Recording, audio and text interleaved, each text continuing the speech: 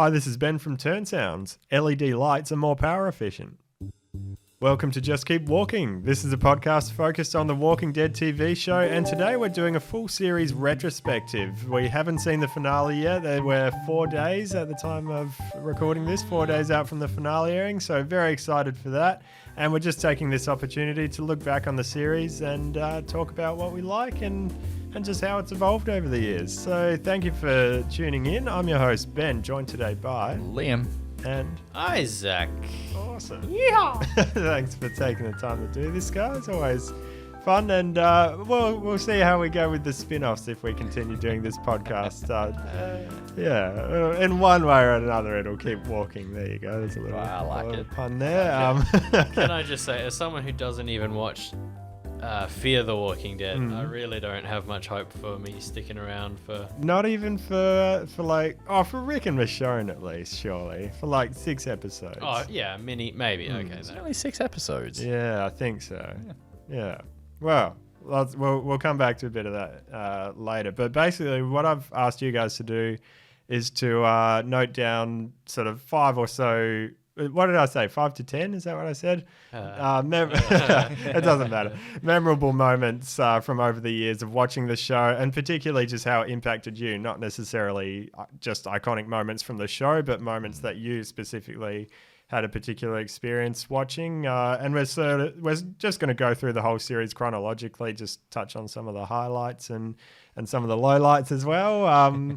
And yeah, see how we go. So we've just finished watching the making of the final season is what it's called, but AMC put that out. It's basically sort of looking back on the whole series and just interviews with all the cast and crew. And it was interesting to see that, just as a reminder, especially of how big the show is and was, particularly around I believe season 5 was the peak of viewership, when it was like Walking Dead, Game of Thrones, Breaking Bad were all the talk of the town. I think Breaking Bad finished around that time, more or less. But yeah, it was sort of, these days you don't really see it advertised all that much. I'd be very surprised to see a big billboard for it somewhere, whereas back in the day it was one of these shows to talk about and to watch. Well, back in the day, it wasn't actually that long ago at all. No, really. No, not really. I remember being in the city and seeing a big poster of Negan like holding a bat over his shoulder. Right, okay. Like one of the big LED ones in Northbridge. Yeah, that would have been for the premiere of season 7, which was over the cliffhanger, and I remember that as well. Yeah, the bat poster, and so that's true. That was probably the last time it was sort of really big. And at least here in Australia, that you saw it advertised all over the place. And so, interestingly, I think we'll come back to this a little bit, but just as far as reference points, I believe the peak number of viewers for an episode was the season 5 premiere, which was Terminus. So the sort of semi cliffhanger before that was the group in the train car, and the TV version was they're screwing with the wrong people. And so that was sort of the peak of the show's popularity. And I remember the whole of season 5, everyone was just talking about it. Season 6, it sort of started to dwindle a bit. And then you had the big cliffhanger with Negan at the end of season 6. And so then the season 7 premiere was, I think, the second highest viewed episode, because everyone wanted to see what happened after the cliffhanger. And then after that, you just see the numbers like completely plummet after that one episode. And it's just sort of gone down since then and plateaued. It's never really quite recovered until this last month or two. I think the numbers have gone up for the first time in 5 years or something like that, and there's been more viewers than there were the last week. So yeah, just kind of interesting.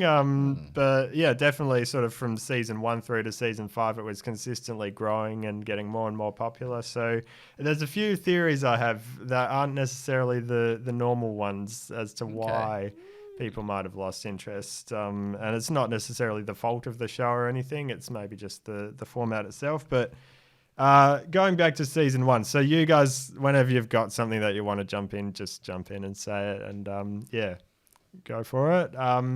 Great characters. The whole premise of surviving in an apocalypse is always something interesting. I think particularly at the time, zombie content in general had always. I haven't actually seen Z Nation. I hear that sort of leans into all the gimmicks of, I don't know, like Zombieland, where you have clown zombies, and it's all about the gore and the silly stuff. Zombieland was obviously a bit more self-aware because it was a comedy, but most zombie content at the time was really leaning into that horror, almost surrealist. Yeah. Like, it wasn't really based in reality so much. Whereas this show was one of the first ones that actually kind of took it seriously, and the dead walking was the only part of the show that wasn't grounded in reality.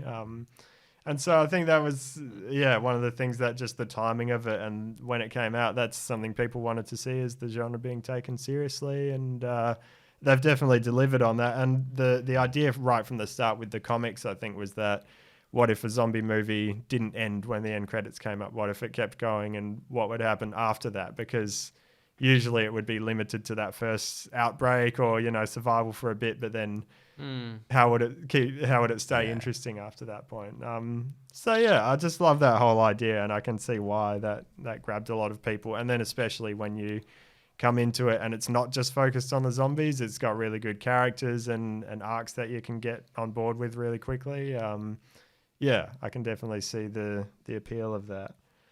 Jump in. There's so much to jump on there, but particularly for me, like, even just from the very start, being in the shoes of a guy who has no idea what's going on, I think that's brilliant from like a writing standpoint, where it's like you say, you don't have to show the outbreak, you don't have to get into anything behind it. Just here's a guy waking up from a coma, like us, entering the show, and he sees like a big door that says "Don't Dead Open" inside. I stand by that. Yeah. And it's from that very moment where he's like, "What? I just got shot, and now this is happening. Am I dead? Is this hell? Like, what? So it's got all of that." Actually, that was something I remember as when it was really popular at TAFE. The lift at one point was out of order, and so someone printed out and stuck on the "Don't Dead Open" inside onto the lift. Oh, that's pretty funny. Liam, you jumped on, if I remember, it was like when 3 or 4 seasons were already out. Is that right? And you kind of binged it from the start? I think 3. Okay. 3 was either just about to be released on DVD or had just been released, if I remember correctly. Okay. Interesting. Yeah. Had you heard much buzz about it beforehand? I think it was your sister, right? Yeah. So she told me for a good year or so, like, you need to watch this show. You'll love it. And it was one of those things where I thought, I'll get into it eventually. I'm sure I will like it. Just didn't really give it the time of day. I hadn't really heard much else. Like, I knew about it, and that it had a bit of a, but it had good reviews. That was basically the extent of my knowledge of it. Yeah. Okay. This is hilarious. That's like almost word for word the exact story you gave in like the first episode we did of this show. You went and listened to it again? I did too. Wow. I know he's telling the truth now. He's really got this story together. Well done. I've been rehearsing it for years. So season 2 comes around, and we've got The Farm, and it's interesting that the viewership kept growing since then, because it felt at the time like so many people were just hating on the Farm and saying, "Oh, it's so boring," and all this stuff. I love it. Whereas, I think all of us completely, disagree in the sense that the character stuff and the drama of all that was really well done, but I guess it is quite interesting that it was able to still keep growing after that point, because kind of the appeal of it to an extent is this post-apocalyptic world, and the first season is all set in a big city, and then season 2 you see sometimes at best 1 zombie per episode, and it's really sort of quite quickly gets shoved to the side in favor of the story, which is obviously a good thing. But did that even occur to you guys at all, or were you just so wrapped up in it that you didn't even think about it? I didn't notice it. Well, not that I can recall. I remember parts of it feeling a bit slow, so maybe that's why. Right. But I really enjoyed season 2. I've never thought about it from that angle, though. Well, for me, from season 1 through to 3, I was still not sure if it was going to be like a horror show or not. Okay. And so anything that had to do with walkers at all, I was a little bit on edge, like not sure how they behave.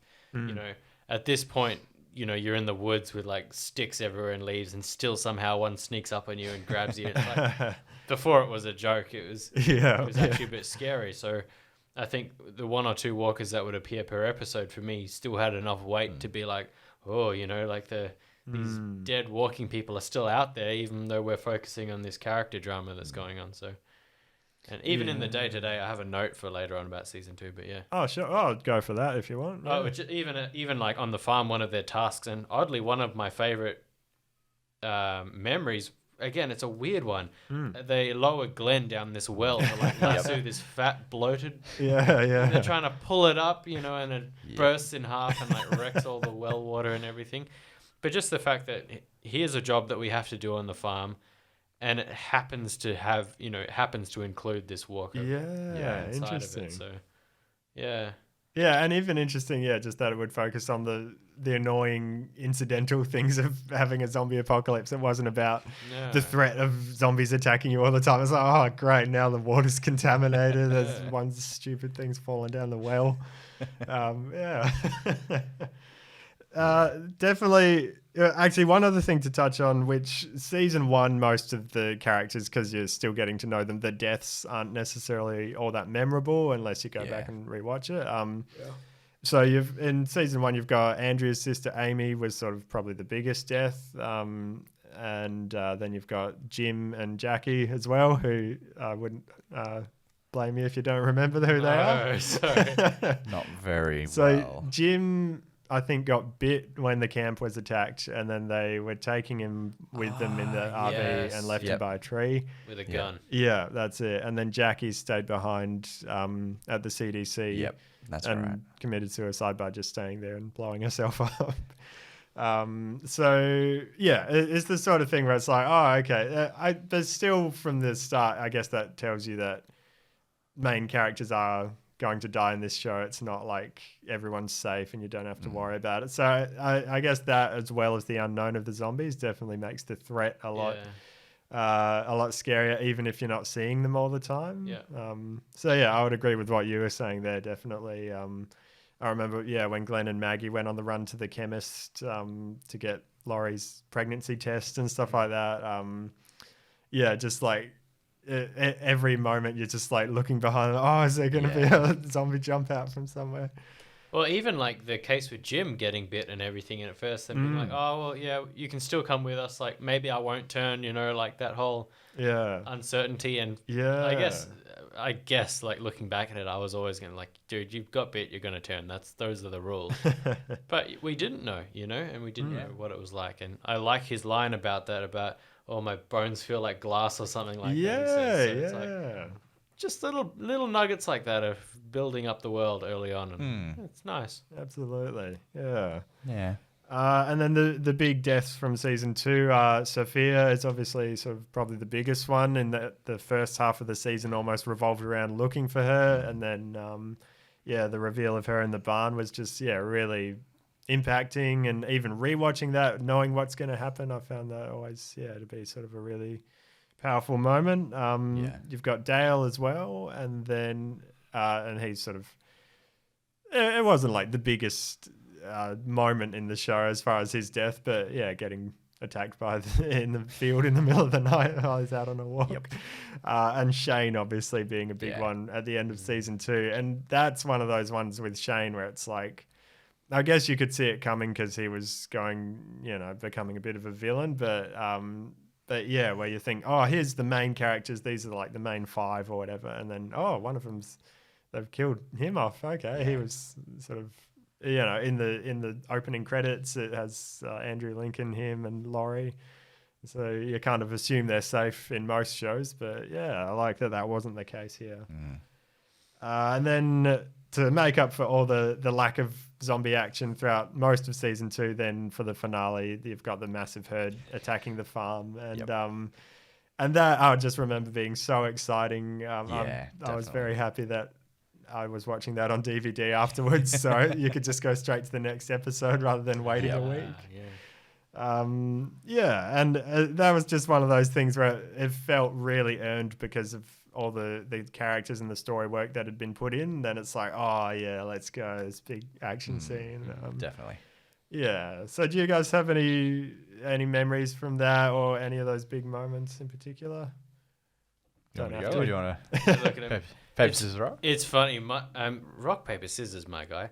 Scissors, rock. I'm with Isaac on that one. Yeah. Oh wait, no. I'm yes, with you are. Liam. Too late. Yeah, no, No paper, backsies. scissors, rock. Yeah. Most of my notes actually revolve around seasons 1 and 2. Yeah, cool. It's Cool. interesting. I learned the other day that you said that it had one showrunner for those two, I think, and then he got fired or something. so I think he got fired more or less halfway through season 2, and then it was Glenn Mazzara Okay. who did the second half of season 2 and season 3. Yeah, 'Cause, so that's the whole thing. Season 1, 2, 3 are probably my favorite. Like, they feel the most Walking Dead. They feel the most post-apocalyptic, and then like slowly by slowly the show has kind of devolved into a bit of silliness for me. Yeah. Like, there's been more and more I agree. tropes come along, and like creative things just for the sake of creative things. Like, we just watched in this making of thing like this, the detailing behind was it Mercer, who's cutting a zombie's head in half, and it's like splitting open right in front of the camera. Like, cool trick and like, impressive feat, but like, I know that's not real. I know that that's CGI, and it's like you didn't need to do that, and you wanted to for the sake of a cool zombie death or something. Wouldn't that be cool? So, but yeah, seasons 1, 2, 3 didn't really have much, if any, of that. It just had the standard stabby down you go.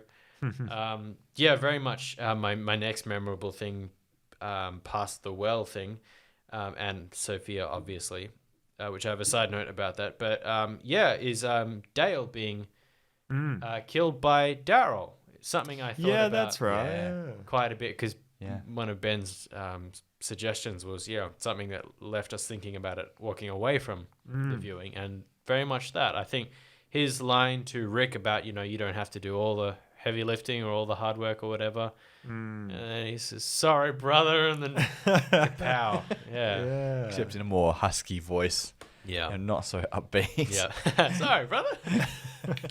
Yeah. No, but those sorts of things, I feel like if it's not just too bland to say, like, it just felt more real. Like, Yeah, definitely. absolutely. Seasons 1, 2, 3, they Definitely. yeah. I would say even season 3 started to get into some sillier territory, just slightly, but not too much. Like, probably only little things, and now I can't think of many examples. So, yeah, but even in season 3, I'm thinking like when they were clearing the prison, and there was that one walking riot gear, and like they couldn't just whack it on the head with a machete. It was this whole challenge, and real little things like that were like a big deal, which I guess part of that is just due to the fact that the show, after it's gone on for a few seasons, you can't just keep doing the same thing, so they had to try and introduce new tricks. But yeah, they definitely bended the rules of reality a bit, going probably especially from season 6 onwards, I would say. Right. Yeah. Quick note on Sophia. Do we see like a bite mark on her anywhere or something? Good question. I don't think so. I feel like there is on her arm, but I'm not sure. You could tell me there was one on her arm and I'd believe you, but otherwise I don't know. There's something about that which that I've kind of had a memory get triggered within me watching this making of thing. Cut back to Carol saying, we should wait back here. What if she comes back? Well, she might. She has a couple of monologues, I think, Carol, in that season where she's talking about how scared Sophia must be. And yeah, man, how scared, if you're talking about like in world, this poor little girl, just even the idea of this poor little girl, out on her own, and then she eventually gets cornered and bit, like that's I think something that gets glossed over quite a bit. We figure that it happened because there she is dead in the barn, but there's that whole not to be a downer on this whole thing, but no, sure. Yeah, that's again something that kind of stuck with me. It does, like, it makes you think how it would have happened though, because she's relatively intact, right? Yeah. Like, she's not chewed up, she's not missing limbs or anything. Yeah.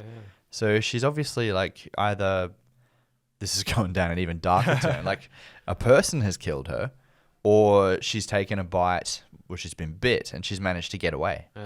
Like that would have made it so much scarier, like being bit and then managing to shake yourself free, running off, having this monster attack you.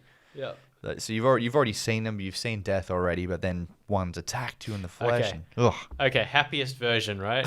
A walker happened to be walking along and they got some of their guts on like a sharp twig. She ran along, scratched herself with the twig accidentally, and then she turned. Yeah, sure.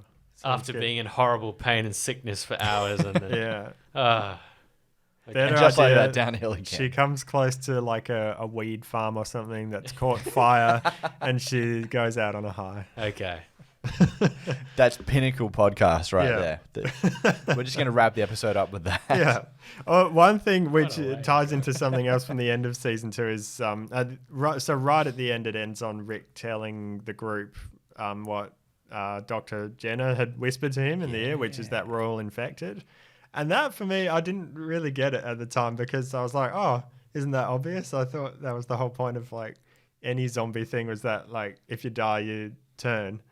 But I think what it was supposed to be was the group's understanding was that you're not infected inherently. It's only if you get bit that the infection passes to you and then you reanimate. So that was and that ties into Sophia in the sense that the characters would have had to know she was or think she was bit for her to have become a walker. So See, I was the opposite to that. Like I just assumed that in the zombie genre you had to get bit, that you weren't inherently carrying the virus or whatever it is that causes it. So when that happened, I was like, oh, that's a cool twist. Yeah.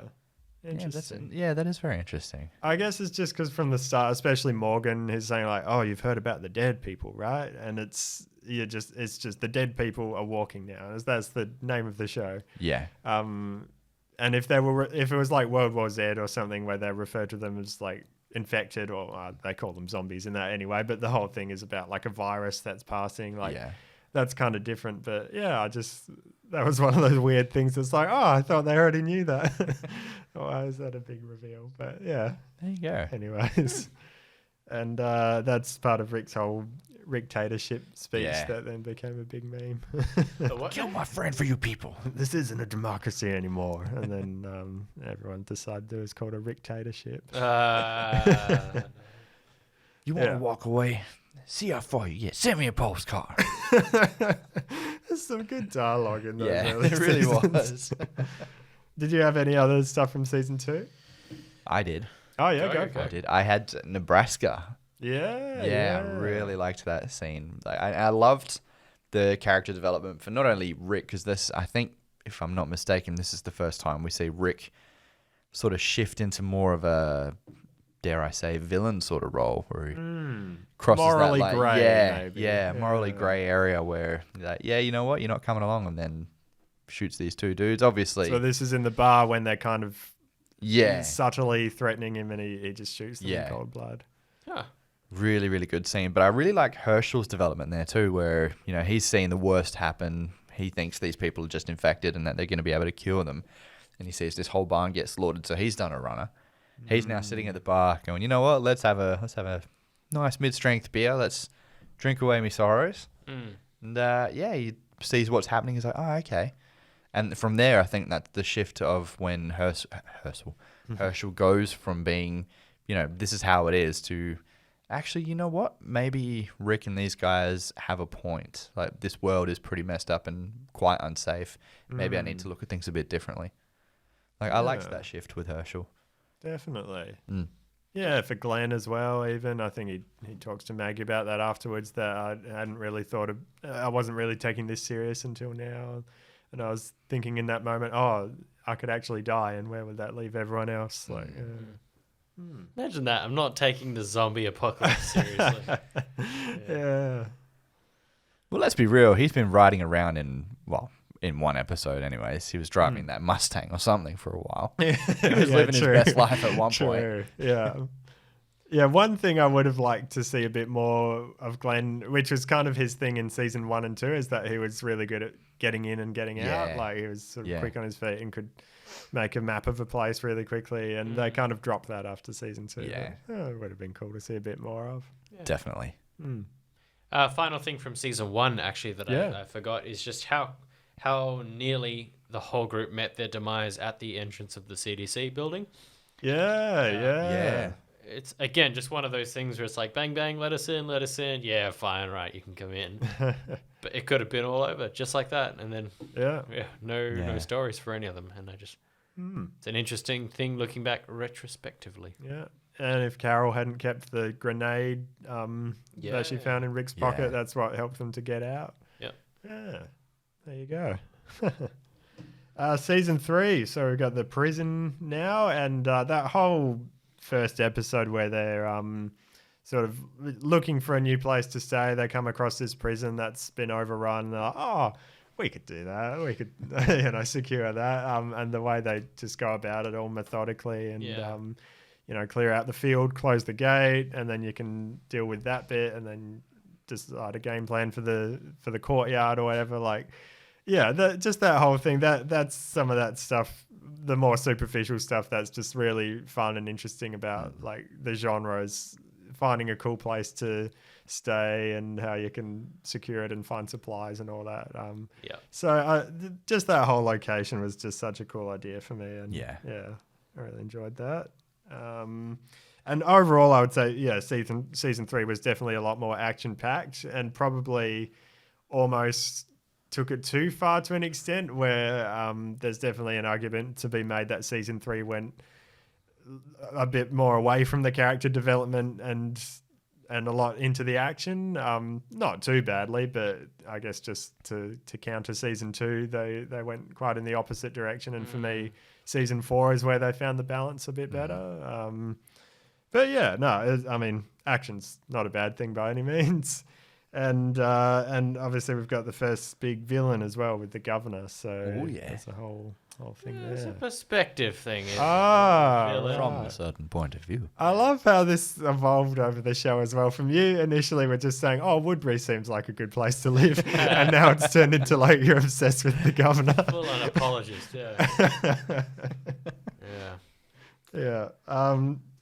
Season 3. This is, for me, unfortunately, where Carol starts to dip into the annoying. Already? Where tell me if I'm correct here, where she like takes it into her own hands to murder some people to stop a spread of it. Season 4, close, but not. Okay. And that's still at the prison, so that's fair enough. All right, we'll get to that later then. So, all right, not that then. I think it's end of season 2 is the introduction to Michonne, is it?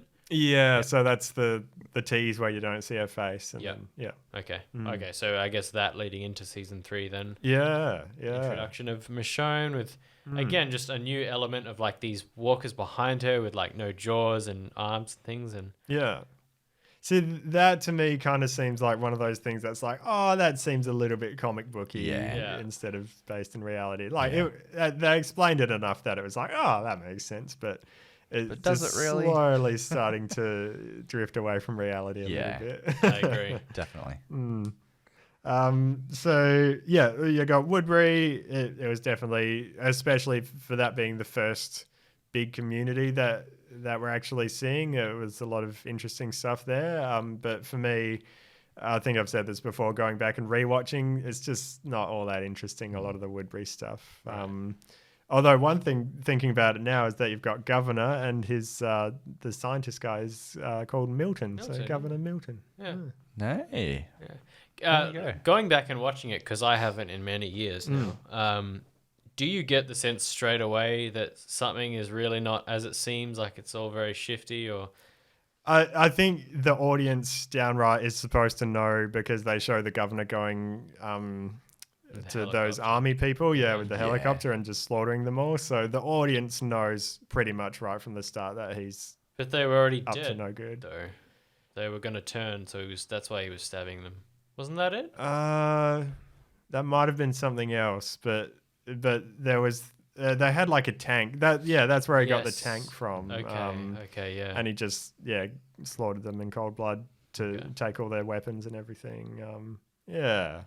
So that's kind of an interesting thing actually with that was that what you're thinking of with stabbing them is that was the helicopter that crashed, and that was sort of at least implied to be the helicopter that Rick spots in the first season. He sees a helicopter flying over Atlanta. Yep. In season 2, you see that's what pulled the horde towards the farm, is the helicopter, and then they crash, and the governor's people find it. And that's kind of the end of that. But now helicopters are a big deal in recent times. So you could definitely make some theories about that being an early version of what's now the CRM, and they just hadn't come up with the 3 circles logo yet to print on the helicopter. They only had one.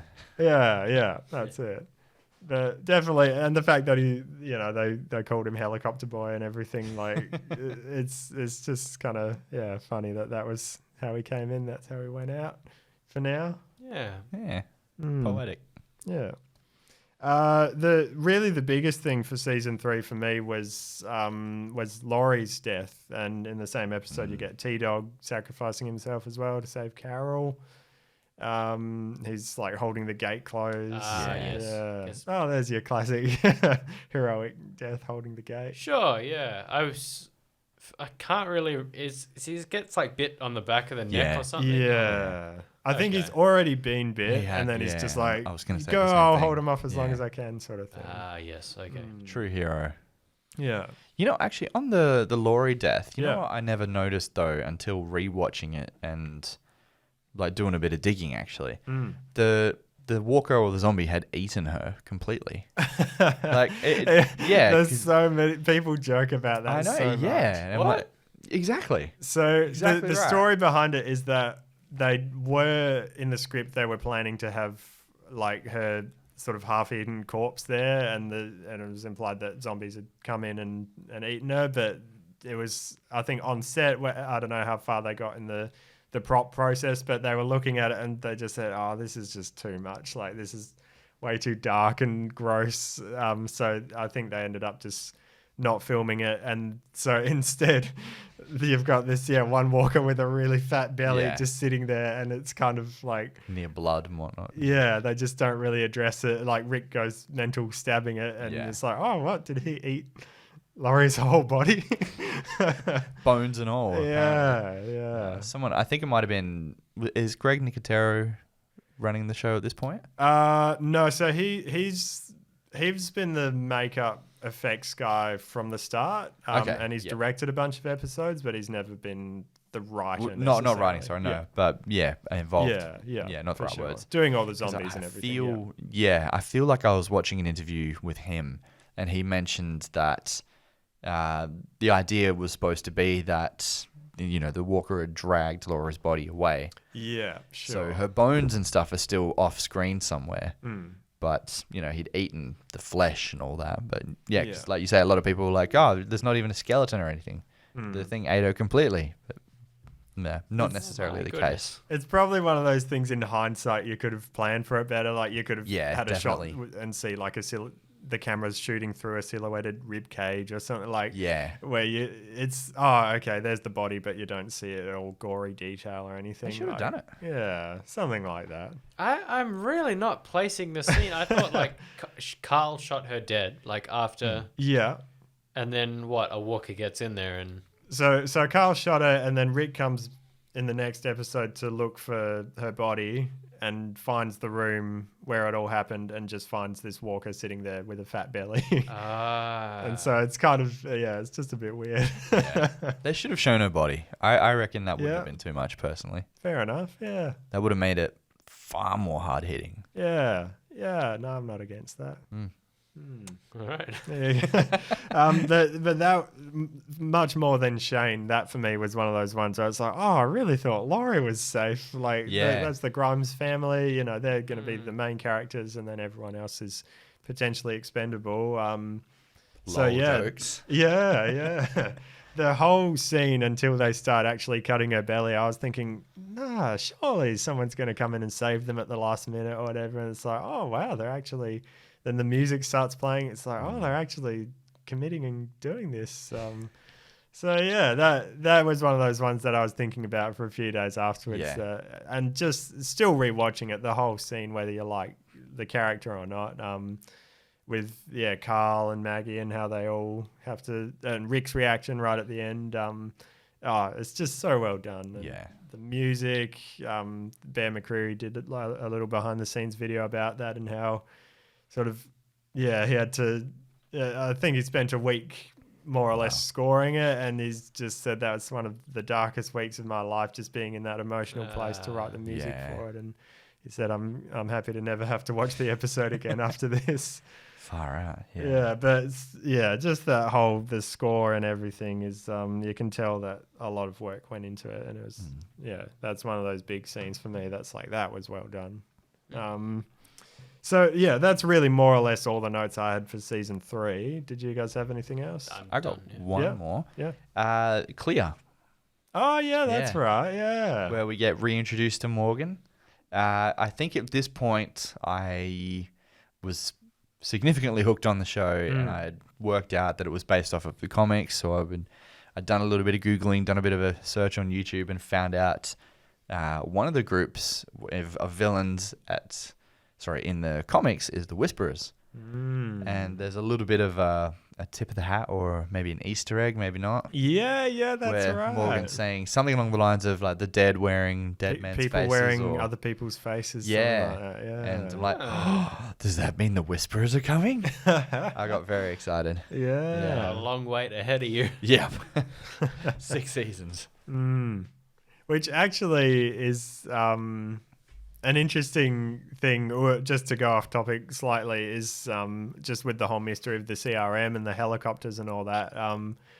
You can imagine how weird that would have been if in season 3 they had mentioned the Whisperers, or you'd seen one, and then like seasons went by and there's like another little hint, and then they're involved somehow, and then imagine like 4 seasons later, still nothing's happened. That's pretty much where we're at now with the CRM, which is kind of quite strange, and it's obviously makes sense knowing that they're coming back to it with Rick, and we're going to see it in some way or another through his story. But it's kind of weird now looking back on the whole show, going, that's been seeded since like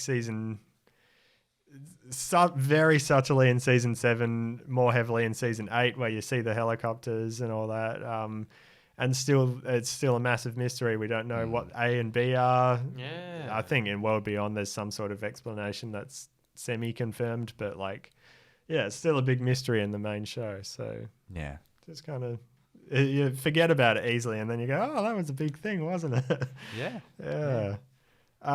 So season 4, it starts off, the first 5 episodes kind of feel like, it's similar to how season 9 did, I guess. They almost feel like that's a part of the season, and then after that you've got another 3 episodes, the mid-season finale, and then the second half of the season is its own thing. So season 4 started with the flu arc, which I really enjoyed. Lots of people don't like it, which I kind of understand, but like we were talking about with the farm and the well and all that, that's one of those things for me where it's like, oh yeah, if there's just some really bad flu one year and the zombies were spreading it around as well, I found that whole thing, the quarantine, really interesting. And then at the same time, you've got the fences coming in, and the walkers are all piling up against the fence.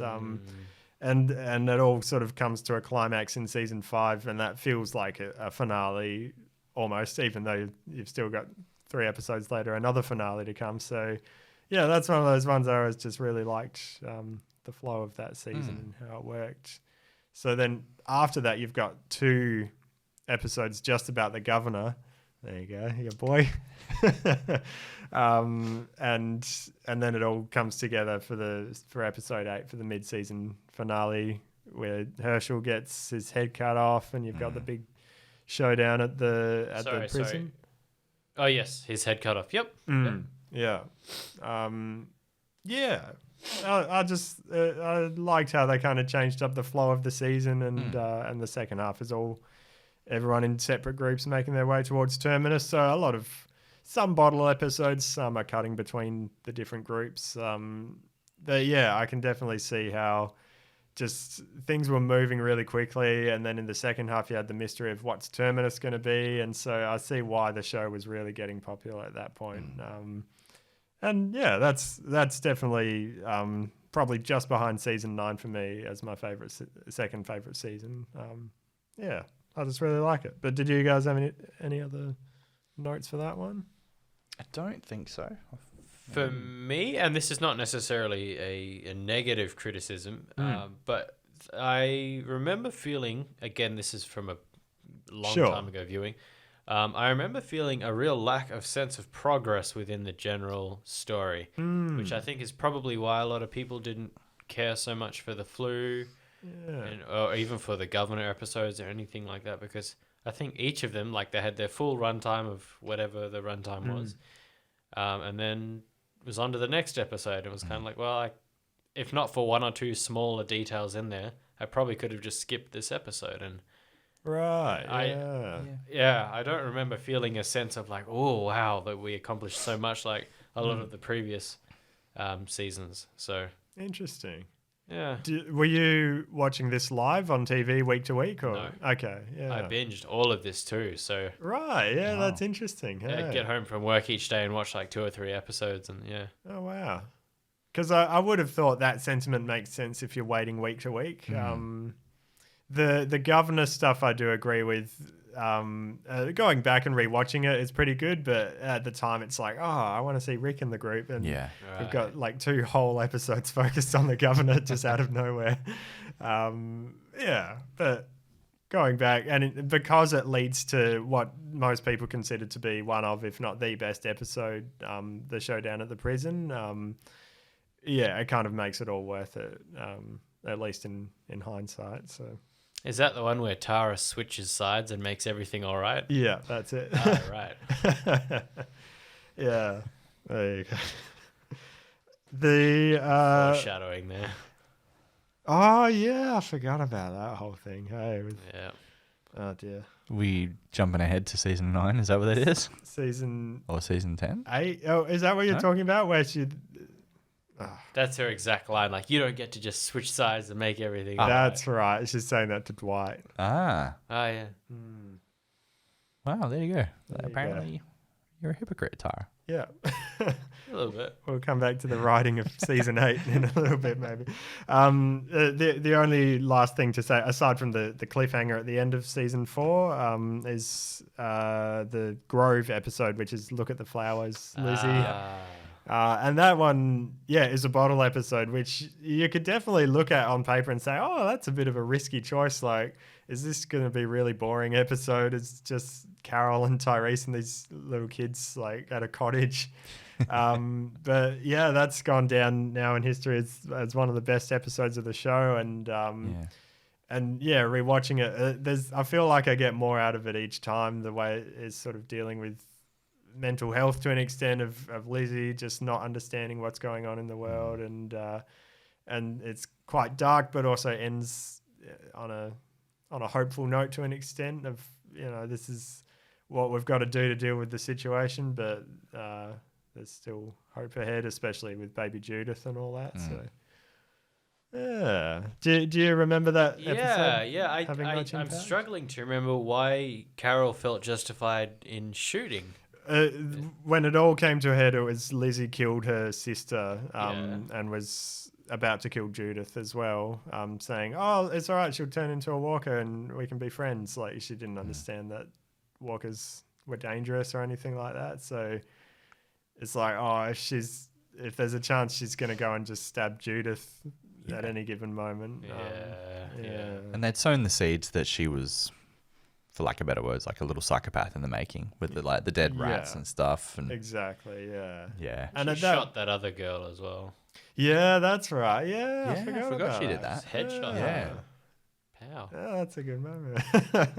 And it's also the sort of thing where you can see Carol's tried her hardest, really made an effort, to bring her around and convince her of how things actually are, but after everything, then just her actually taking action on it is going, oh, okay, we can't just ignore it and pretend it's not a problem anymore. So then the big cliffhanger, well, not big cliffhanger, but semi cliffhanger is them all arriving at Terminus, getting herded into the train car, and finally the group reunited. They're screwing with the wrong people. Let's take out Terminus. And that was like, oh yeah, this is exciting. A little bit cheesy though. Well, the build up to it was, in my opinion, with the whole, they're going to feel pretty stupid when they find out. Find out what? They're screwing with the wrong people. It is a bit cheesy, actually. Yeah, like, you're right. it's a loaded thing. Like, it's a completely loaded statement where he's like, they're going to feel pretty stupid when they find out. Someone's going to be like, what do you mean, buddy? Yeah, that part, like, really? You could have delivered that a little bit better. Yeah. Oh, because there's a big gap, isn't there? They're going to feel stupid when they find out. Well, and then it cuts to everyone. Dun, dun, dun, dun. They're screwing with the wrong people. But even from like from a communication standpoint, like in reality, you wouldn't say that unless you were wanting someone to ask, "What do you mean?" Yeah, it's a loaded statement or question. And the second that anybody says "what," that means that they too are too stupid to find it. So no one's gonna say what. Yeah, good point. So aside from a little bit of the cheesiness of the line, I feel like it was earned enough. Yeah, but, like it it works. Like the payoff, especially on the DVD version. Sure, yeah. Like, okay, I can see why you really wanted to say that now. Yeah. Aside from that, that's an example of a good cliffhanger. Of it's not really frustrating or messing with the audience like they did at other times. It's an exciting build up. You've got a lot to look forward to see how they're gonna get out of this shenanigan in the next season, but it's resolved the storylines in the sense of that everyone's arrived at Terminus, they're together now, and they're ready to take on the next challenge. So it leaves you wanting to come back, which is obviously proven by the fact that the next premiere was the highest rated episode. But it doesn't leave you without too much. Yeah. So I feel like, that's just one of those ones that an example of it being done pretty well. The Terminus escape after all that build up is over in like one episode, and the characters do follow them, and they cut off Bob's leg and stuff like that. But still, even that is over at the end of episode 3, which is kind of interesting. Do you guys have any thoughts on that? Like we've talked about the Reapers being a bit disappointing, and they got a whole 8 episodes in comparison. But I guess having the build up to something and then it all gets paid off pretty quickly, was that disappointing at all, or was that kind of exciting just how quickly things were moving? No, only because the Reapers, they got this whole like they only hunt at night, they wear these masks, you know, we don't know where they came from, and they're devastated. There's all this like build up and meat to them, whereas like these Terminus people, it's just we're nice friendly people, and then all of a sudden into the cars. Because they spotted Glenn's watch or something like that, if I recall, like Herschel's watch. A bunch of stuff. There was the poncho, the watch. Yeah, there were heaps of things that they spotted. Yeah. All right, but the watch was the tipping point, I think. I think that might have been the first thing that Rick spotted. Okay. I think you're right though. That it was the watch that made him go. Where did you get that? Yeah, well, that was the thing he confronted them on. But I think I'll have to rewatch it. Anyway. Yeah. But so they were just some bad people that they ran across. So I was actually pretty happy when, he got killed with the machete with the red tape. Yeah. So I made you a promise. Yeah. That was. It was pretty dark of Rick. Still, but extremely. That whole sort of the way that went around, the way they did that was pretty dark in general. It was the whole. They were screwing with the wrong people. Yeah. Which is, really interesting now, being able to look back on Rick's whole storyline. That's definitely probably his darkest moment, or one of or them, little area at least around there, the start of season 5. There's been a few others. Right from the start, his whole thing is we don't kill the living. And then slowly, with Nebraska, he realizes that he has to sometimes. And then particularly after, the governor, he tries to convince him to join, but then that all goes badly, and they face the claimers on the road who, threaten to kill them and all this stuff. So at this point now, Rick's, he has his little speech to Carl saying, no matter how safe you feel, no matter how clear things look, you're never safe. And his outlook is just that everything's a threat, and I have to do whatever necessary to protect my son and my family. So, So I really like how that kind of evolves, and they kind of realize by midway through season 5 that they've probably been out on the road a bit too long, and they're starting to lose their humanity a bit. Right at the perfect time where that doesn't become too tired, but then they come across Alexandria and they have to kind of find who they are again as people. So yeah, it's that whole on the road in season 5 was when the viewership was at its highest. I remember I was at TAFE at the time. Every week you'd be talking about it with your friends and what happened in the latest episode. It was just exciting being out on the road. You got new sets and new locations every other episode. So yeah, good stuff. Do you guys have any notes on any of that stuff? Talk to me when we get there. I'm sorry if this is not the right season. That's right. Again. Glenn's fake out death when we get there. Yeah, close. That's the next Very one. Close. Yeah. Okay. The other thing which happened in start of season 5 is Beth's hospital arc, which is pretty easy to forget about. Yeah, I wasn't a fan of that. At the time, I remember at least when the preview came on next week and you saw Beth waking up, I was like, oh, I'm interested to see where she ended up. So I don't think I hated it at the time. And I'm still looking back on it. I don't think it's that bad, but it's just a bit pointless. It's kind of like a soft or a light version, LITE version of the Commonwealth, if you will. Like we've all got our debts to pay. We all work together, and except they had some janky version of we saved your life. They kidnapped her or whatever. Yeah. And you used medicine, therefore you owe us this many days of work or something. Yeah, that's pretty much it. Yeah, definitely. Yeah. Weird. Very. Yeah. So, yeah, I mean, there was definitely some ups and downs sort of throughout that time, but it was still, pretty exciting week to week, maybe with the exception of Beth's, the episode that was only focused on Beth in the hospital. But even then, just talking about budget and even the idea of now the Negan and Maggie spin-off being set in New York, I don't have high hopes that it's going to be like in the city. I feel like most of it will just be some like random suburban street. Or Brisbane. Brisbane? What makes you say that? Brisbane, the whole like fake New York setup? Sometimes. Yeah, you're right. Yeah. As in our Brisbane? Yeah. It's Brisbane, isn't it? More, I don't know. It changes a lot. But I would believe that at least. Something, because they did it with the Marvel movies where it was supposed to be in New York, but they filmed it here. Yeah. There you go. Yeah. A lot of Marvel stuff does shoot here, especially in Sydney. There's Fox Studios there, so the studio stuff is often shot in Sydney, and then they'll move around to different locations for exterior stuff. But anyways.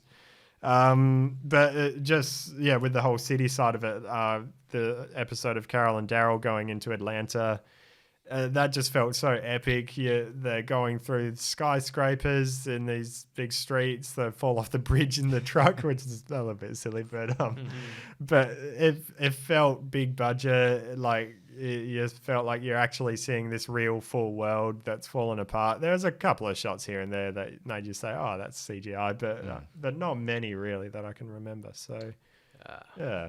As far as the budget and stuff, I feel like that was the peak of when it felt like a big budget show for me. And then when they arrive at Alexandria, the other thing I'll say is Tyrese's death. Even though he wasn't a big character, really, his whole death episode, that really made me cry when I first watched it. How did he die again? He got bit by like Noah's little brother or something when they went to find Noah's house. And then he was hallucinating and he saw the governor and everyone. What? Yeah, it was really strange. I have no memory of this. Really? Odd. Yeah, and then it's in the back of the car when he finally dies from the infection. He's just sitting in the back of the car, looks around and sees Bob and the kids and everyone. Wow. There you go. Maybe you missed that episode. You could probably, aside from Tyrese dying, you could miss that episode and you wouldn't have missed a whole lot, I guess. But it was a good episode. Maybe regardless. I'm thinking about the hallucination things, and that's ringing a bell. I don't think they do that very often in the show. No, not much. And then they arrive at Alexandria, which those episodes were rated really highly, and they are good episodes looking back on it. But for me, that's when I started to go, it's much more interesting when they're out on the road surviving out there than, just dealing with the neighbors and, and all this stuff. I agree. So there was still enough to keep it interesting. But until season 6, when they've got the big herd from the quarry to deal with, I sort of around there, I wasn't losing interest in the show, but I was saying, I wish they would get out a bit more and they weren't just in this community. I do like that Rick's first encounter with Aaron leading them there. Just belts him in the face. Yeah. I hate applesauce. Do you remember that? Yeah. So there's that would be actually the episode. They meet Aaron right at the end of the episode. That's the cliffhanger. The one where they're just walking out on the road with the whole group. That's probably, I think, my third favorite episode from the show. It's kind of a random one, but it's just like the group's out there surviving. It's just cool. And comparing that to season 11 now, especially like that, especially if they're out on the road, you can't get away with like random side characters just not being there for an episode. Like the whole group's there walking on the road. Yeah. If someone's missing, then that's a serious problem. Whereas now in season 11, there'll be like main characters who just disappear for 3 episodes and then they're back again. Yeah, and really from the time they get to Alexandria, that starts to be more of a problem because we're never really given any indication of exactly how many people are in Alexandria or Hilltop or any of these places. So sometimes, like at the end of season 10, when they're all in the tower hiding from Beta's horde, you see like 20 people and it's like, is that all the communities? Is that it? Or are they off screen somewhere? And so really from this point onwards, that starts to become a bit more of a problem gradually. It's just where is everyone and what are the stakes? Like if everyone needs to leave, is that a big deal? Or are there only 30 people here and we can all just run out? Season 6, we got the Quarry Horde. The Wolves was another one of those little mini villains that was there for a couple episodes and disappeared. Morgan comes back. He, after that little episode in season 3, now he properly reunites with the group. He's got his whole Zen Aikido thing going, which I kind of liked. Yeah. I get how it's a bit annoying at times, but I think this is the point where you really started to get annoyed at Carol, if I'm not mistaken, because Morgan was trying to like save that one wolf who he caught, and then Carol's like sneaking around and like following him everywhere, and just won't leave him alone to show mercy to this guy. She's like, no, we have to kill everyone. So would you say that's about like the point where you really started to probably get annoyed at Carol? Yeah. Right again, like right back through to her, pretty much her trying to take matters into her own hands. Right. Not consulting her friends and family and all of that, and just saying, no, I know what's best. And it just seems so rash a lot of the time. Doesn't seem like it's well thought through, and then just time and time again, it's like, oh, I shouldn't have done that. Well, no, you shouldn't have done that. Like, so. They just kind of stack up upon each other, and that's fair. She's been better lately, like in later seasons, like all of season 11 probably. I think the most recent stupid thing was was following Alpha underground, and then the cave thing, that whole cave the dynamite, which I think like she I think has suffered enough as far as like beating herself up about these things, so I'm happy to let that all go. Definitely. But where we're at canonically now though, you're right, I'm right in the middle of, oh, come on, Carol. This is where the Glenn Dumpster thing happens though. So I understand from the showrunner's perspective, because this is the first time where the numbers started to go down just slightly. They were slightly less than they were in season 5 before the dumpster thing happened. And my theory for that, because I remember in season 5 talking to friends at TAFE, and they were starting to lose interest in the show when they arrived at Alexandria. And the reason they were losing interest is they were saying, it's going to be like every other location they visited. They'll be there for a bit, something will be sus with the people, and then they'll have a big fight after, a season, and then they'll move to the next location. Which obviously now we're right at the end of the show, they're still at Alexandria, so we know That's not what ended up happening, but that was the point in time where it felt like, okay, what's the end goal here? Is this show just going to be going around in circles again and again? Find a new location, something goes wrong, they blow it up, they have to move somewhere else. And so if they kept doing that, it would have kept things interesting because they'd be moving around, but it would have felt repetitive. Yeah. The fact that they didn't do that and changed it is good for the sake of the story moving forward, but it means you have to go through some more boring territory to move things forward.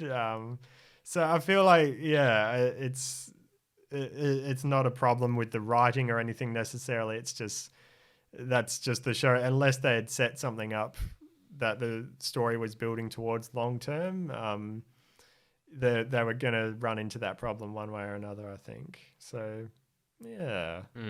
Were you guys thinking any of that at any point? Like, did you ever stop and wonder, oh, where's this actually going? Or how long am I going to stick around with this? Was that ever a consideration? Since like season 3 for me. Yeah, okay. Up till now, yeah. How's it going to end? Yeah. Yeah, fair enough. After end of season 3 is the bad cliffhanger, yeah? Sorry, end of season 6, sorry. Yes, yeah, that's right. Yeah, so the first episode back, after that was all downhill. And then for season 7 to season 8, I'm like, why am I watching this? Okay, yeah. Yeah. All right, we'll come to that in a sec. But the Glenn Dumpster thing, so the reason for that, which I understand, but I don't agree with it whatsoever, is the numbers were starting to slightly go down. So they're like, oh, we need to get people talking about this on Twitter again. Let's have Glenn maybe die, and then we'll put some clues. Like on Talking Dead, they didn't acknowledge it. They have a memoriam of all the characters who died, and Glenn wasn't in it. So like anyone who was paying attention to the the real world stuff knew that something was up. And so that got people tweeting about it, and then they can leave it a few episodes, and then a few episodes later, oh, he's back. People are going to tweet about it again. It'll be trending again. So short-term thinking, yes, it'll get you some more people talking about the show, but long-term, that was when people started to say, oh, all right, they're just messing with us a bit now. Like, this is starting to become, lazy TV show territory instead of compelling story. The beginning of the end. Yeah. Scott G. This is where we part ways, though, gentlemen, because it hit all the boxes for me. Okay. Obviously, at this point, Glenn, and side note on, can I just detour straight away? Sure, go for it. The guy who's on top of the dumpster with him, who Nicholas, shoots his own brains out, is he the first character, I think, in this entire show that just, we kind of hate him? Like, just makes you clench your fists and grind your teeth because of all the annoying things he does, like... Because doesn't he try and kill Glenn a bunch of times? And like, yeah, that's right. Oh, and he caused Noah's death, which is the big thing that makes you go, oh, this guy. Yeah. And it was like they could have got out of that situation, but he just wanted to save himself really quickly by sacrificing Noah. So yeah. There's probably some other characters, but he's definitely one of the big ones that, Yeah. Okay. So anyway, the fact that he died, I was like, you coward, like, shooting yourself and everything. But, like, them falling into this crowd, like, and I forget what the lead up to this was as well, like, why they were out getting something or... So they were part of the group that was leading the quarry horde away, and then the truck horn went off at Alexandria, so that kind of messed up all the plans, and they were running towards Alexandria trying to stay ahead of the horde. Right. It was a whole thing. Okay. Anyway, it felt earned to me. Like, and I don't see how, even if they don't post it on the Talking Dead forums and everything, like you get the shot there of him lying on the ground and they're all like clawing at this body and he looks like he's like screaming or like whimpering or whatever. Yeah. I don't know. And I certainly saw that and was like, damn, like, yeah, there's no way of surviving that. Exactly, like, you're finished, this is your send-off. It's so upsetting. I mean, little did I know about what was to come for Glenn, but it's tainted a bit by the fact that he was killed later. That's my one gripe with it. Okay. But like where it hit us as far as canonically, I was so shocked by it. I was, very much... I walked away from that episode actually being quite upset, like, I can't believe one of my favorite characters is gone. And then that's why later on when his voice comes on the walkie-talkie, it's like, no way, here's some hope again, like something that was completely dead with the show. This air of you get bit, you get, scratched and all that, you're gone, and for all intents and purposes, he's been eaten to like his little crust. So, yeah, I think all of it for me was done so well. I hadn't read any of the comics. I didn't know what was coming up, and for someone to be so clearly gone, like I watched him get torn to pieces, and now he's back. It was crazy to me. I thought it was done well. Interesting. Oh, that's cool. Yeah, that's a good perspective to have. For me, I didn't mind because when I watched it after the whole season had come out on on DVD, and so I had already heard people talking about. Like I saw someone post R.I.P. Glenn, and then a few weeks later they're like, "Oh, the dumpster," and people were talking about the dumpster and all that. So I knew something was up. For me, that's the sort of stuff that turned me off shows like Arrow, when there's characters who have died and then it's like, oh, they're back again. You can do it once or twice, but to me, that sort of little tricks kind of get tired after a while unless it's really well done. There's definitely an argument to be made, and the fact that that's your genuine reaction to it as well. Yeah, right? On this show, like it had never been done before, so didn't feel too cheap to me. Is all I'm saying. Yeah, that's fair. It's probably, I guess, when you got down the line to other stuff, other gimmicks, then it makes you look back and go, oh, they've been doing a few gimmicks now. It's getting tired. Whereas if it was just one off, it probably wouldn't have been that bad. Okay. Yeah. I don't know. But yeah, you've got the big then finale with it's actually they left it to the premiere this time. Yep. I'm sorry, just to pull one last thread on that sure. one. Can I actually ask you, Liam, on that one? What is it about it that irked you so? I think I'd not read I still haven't read all of the comic books, but I'd read snippets of them online enough to know that Negan killing Glenn was a pivotal moment in the whole everything in The Walking Dead. Basically, it sets a whole chain of events in motion, like Maggie going to the hilltop and becoming the leader. Right. Yeah, so I remember seeing that and going, seriously? How are you going to move everything forward? That's ridiculous. Not only is he a fan favorite, but his death was supposed to actually set a whole bunch of stuff in motion, and you've not even given him a good send-off. You've just killed him like that. That's ridiculous. Then for him to come back, I'm like, it just felt really tacky to me. Right. Okay. Fair enough. Yeah, I wasn't thinking about that stuff so much necessarily, but yeah, there's all different aspects to it.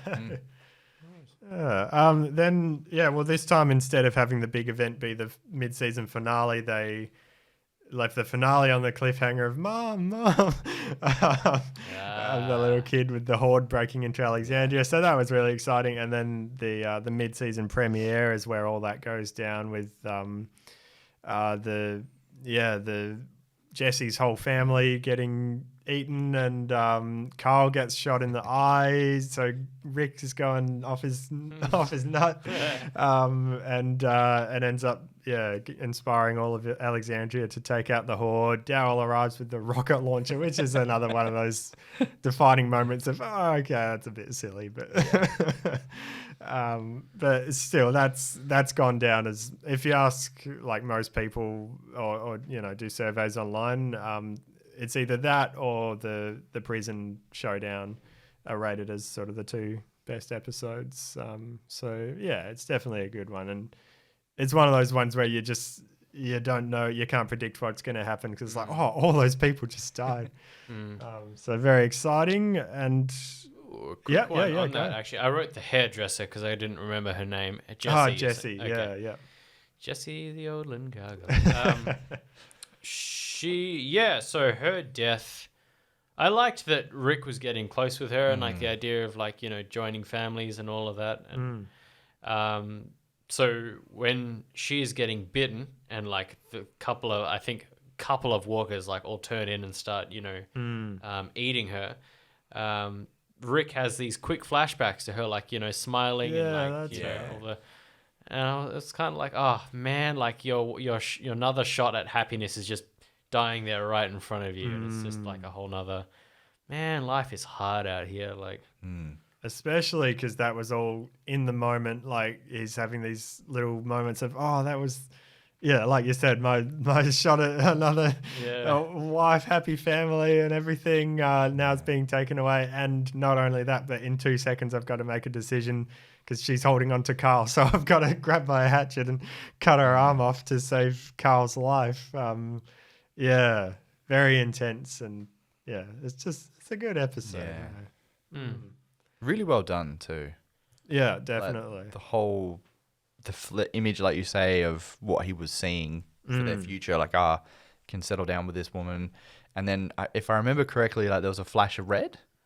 And he'd when he's he'd hack at the arm, and then there'd be another image, and then he'd hack again, and I really like the symbolism of that. You know, he's like, okay, well, I have to sever this part of me to save my son. Wow. Yeah, I'm like, oh, this is cool. This is really a little bit literal in there. Oh yeah.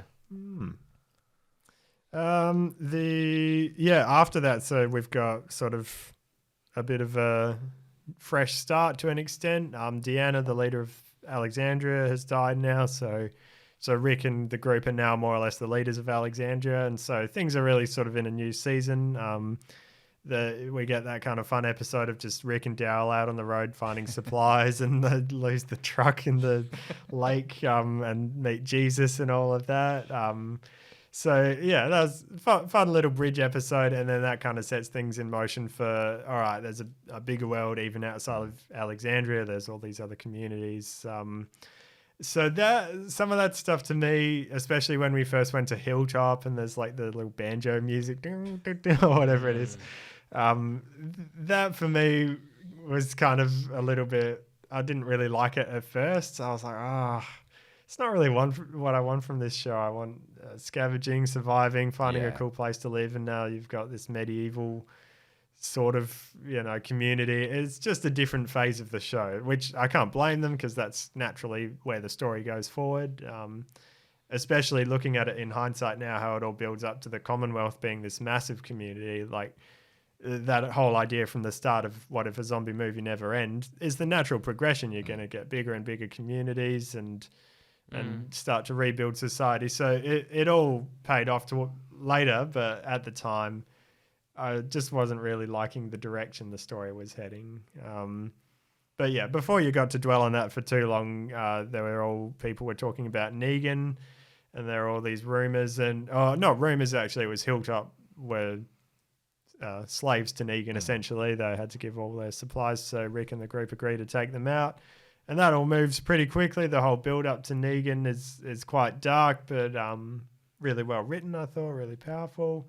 Just that whole thing, really good, right up until the cliffhanger where, and you're probably, again, you can give a more positive argument for this potentially, but that was the moment where people went, oh, okay, I'm kind of done with the show now for a lot of people. And I still, to this day, whenever I tell people I do a Walking Dead podcast, I'm into the show, they say, oh, yeah, I stopped watching that. I say, let me guess, when Glenn died? Yeah. Like pretty much everyone that I talk to, that's the moment they stopped watching.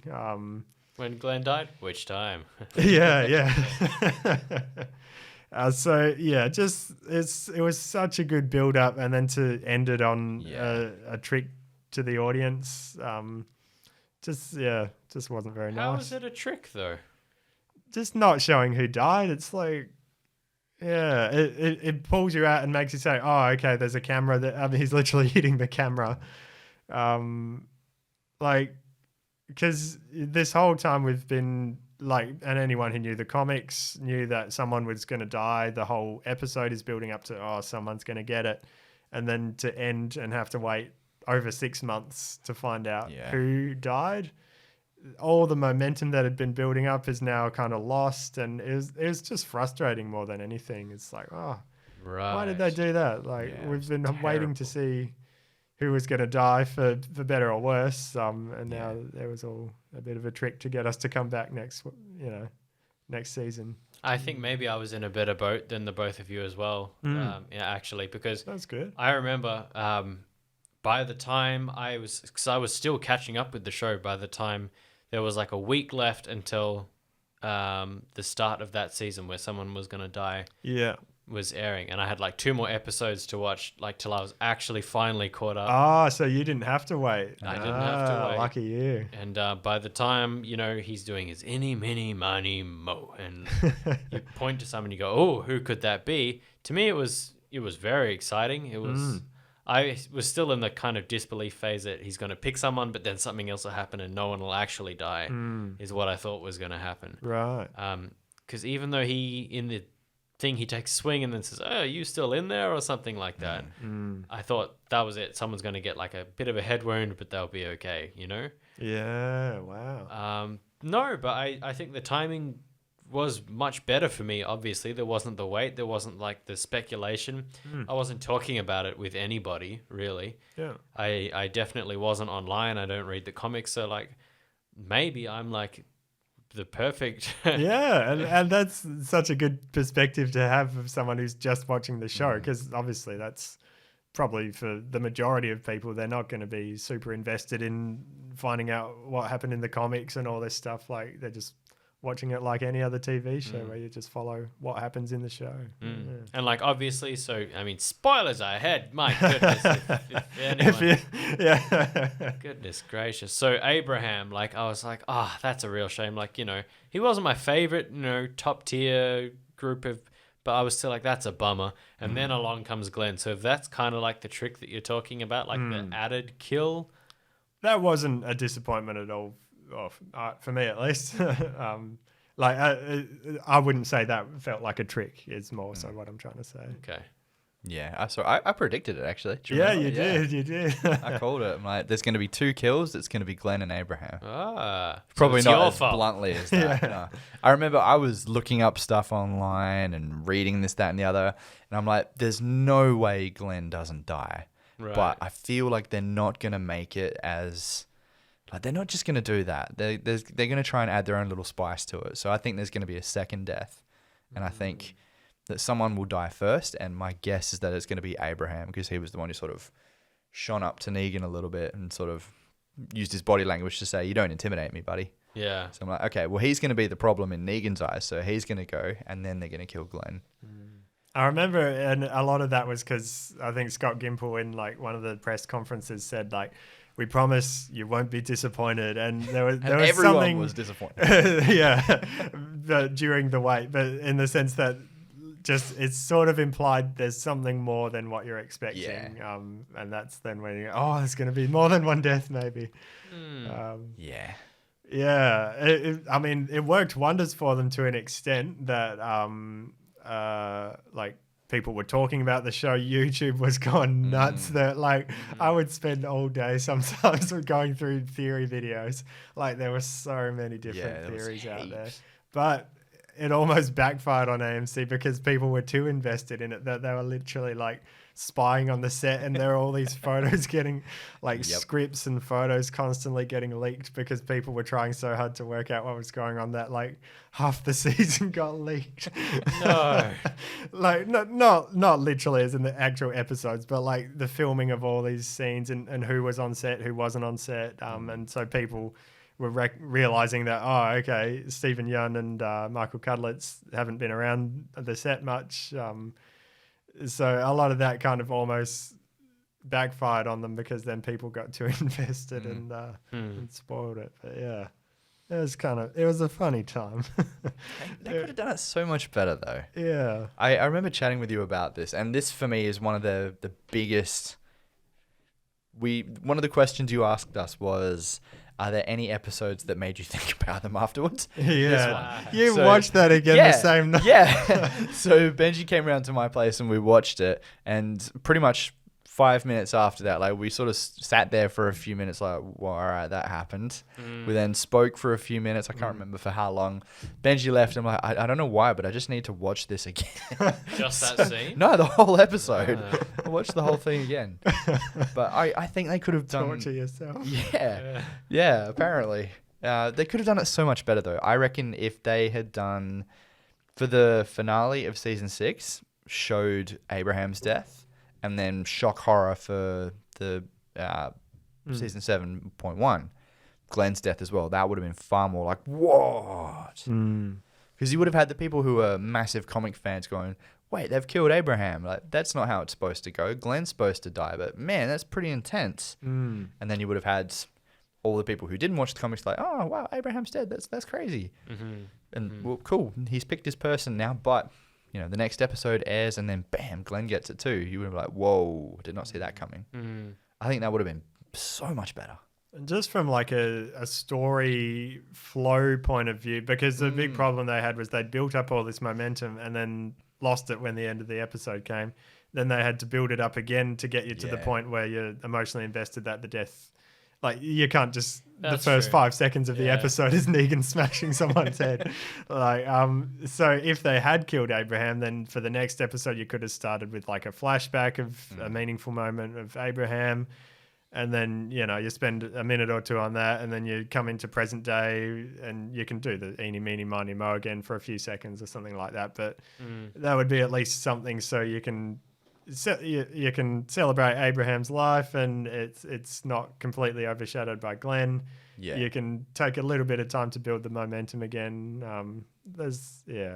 I think in hindsight, that's probably what most of the writers would have lent towards doing, something like that. But also, like, as far as like a marketing thing, as far as suspense goes, what better way than here's a list of all the characters you like, one of them's gonna die, and cut.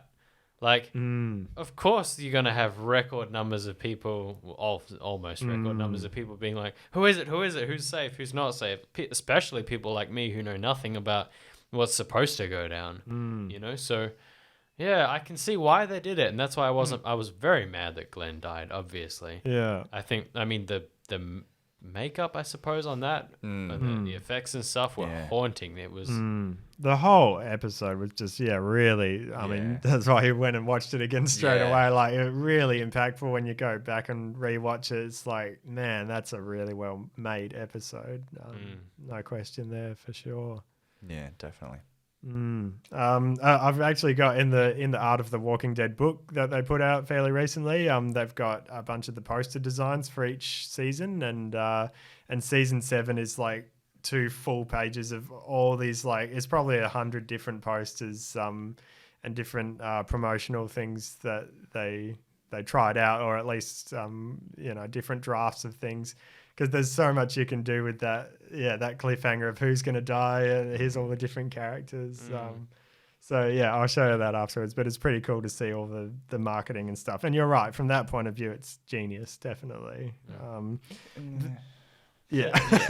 anyway, the other thing, I honestly don't think that's enough to turn everyone off, though. Like, if you're invested in the show up until that point, you'll be frustrated, but I feel like people would still keep watching after that if it promised that the rest of the season was going to be really interesting. But I feel like the biggest, or at least one of the biggest nails in the coffin was that the rest of the season didn't even look all that interesting. Yeah. And if straight after that big gut punch of an episode, the very next one was at the Kingdom, and you've got like a tiger, which is kind of, you can make an argument that it's cool, but like, come on, a tiger, like, that's just silly. Yeah. You got these people talking all weird, all regal, like, this just doesn't look interesting or good. It's not like surviving out in the world. It's just, and then if you even did stick around for a few episodes, it's just the characters getting pummeled and at their worst for like a whole half a season. There's just not really much fun about it. So I can definitely understand why people dropped off around that time. What would you say? It's weird for me. I mean, I am such a simp for Jeffrey Dean Morgan. He's such a terrific actor and so charismatic. But no, I really liked that, the confident and strong Rick that we've known throughout the seasons, who's, everyone he meets, I'm going to kill you with a red machete, or like, he's saying to Simon, this might be your last day on Earth or something like that, or whatever. Like, confident Rick, all of a sudden, bam, you're now the servant of this Negan guy. He's going to make you cut your own son's hand off, like at one point, you go out and shoot a deer or something, you bring it back, oh, that deer's mine now, along with your rifle and everything else. Like, just this complete subservience that we've never seen from Rick in particular, like all the rest of them, sure. And every single time he says, like, I'm going to kill you, whatever. And Rick's like, you haven't learned your lesson yet, have you? So now I have to go and do something else. And, so. Yeah, I fully agree with you. If you are invested in the show, like we all obviously were, we stuck around through it, it pays off. And as far as the whole story, like, that's the low point of the story. And then that's what then builds up to an all-out war and they retaliate. It's worth it if you look at the full picture, but I guess for the people who are kind of not sure if they want to keep watching and they're waiting week to week and just each episode just isn't really all that fun or it doesn't feel like it's going anywhere anytime soon, I guess I understand why, at least for the casual viewers, why you would drop off at that point. Yeah. So like if they did what a lot of people kind of wish they did in hindsight, which was combine season 7 and 8, have the first half just be building up to the retaliation and getting pummeled a bit, but you know that a retaliation's coming. Then the second half is the war. Then I feel like people would have probably stuck around a bit more. So I don't have too much else to say really for season 7 and 8, but yeah, I mean, there were definitely some things with the writing of season 8 in particular, where when you hold a microscope to it, it just certain plot lines just don't really make all that much sense. Even in the premiere, I remember we all watched it together, and it was really exciting. And we all afterwards said, "Oh yeah, I'm keen for the rest of the season." But when you go back and look at it, they shoot at all the windows and waste like 1,000 bullets, and that's the kind of time where silly things started to happen, and you just, if you think about it for more than a few seconds, you think that doesn't really make any sense why they're doing that. So I think that's the case for a lot of season 8. But the biggest talking point really for season 8 is Carl's death. Yeah, which that cliffhanger I didn't mind, finding out that he's been bit, and then you get a send-off episode after the mid-season break. Did you... I'm not super offended about Carl's death. I don't mind it too much. Do you guys have any thoughts? I was pretty sad. Like... Sad, yes. Yeah, for like sure. annoyed, probably a better word. Like Right. it felt like they were setting him up to be, you're the future. Yeah. You're a child. You've more or less grown up in the apocalypse. Yes, initially you started out in pre-apocalypse, but then everything turned pear-shaped. Yeah, I was a little bit like, no, I don't like this. I'm glad that they've got Judith, who's now sort of taken over that role. But yeah, I was liking the idea of having Carl like right at the end, being able to give like Judith a chat around, this is what the world looked like when I was a kid. And this is what it turned to, and this is what we're making it now. I would have liked more stuff like that.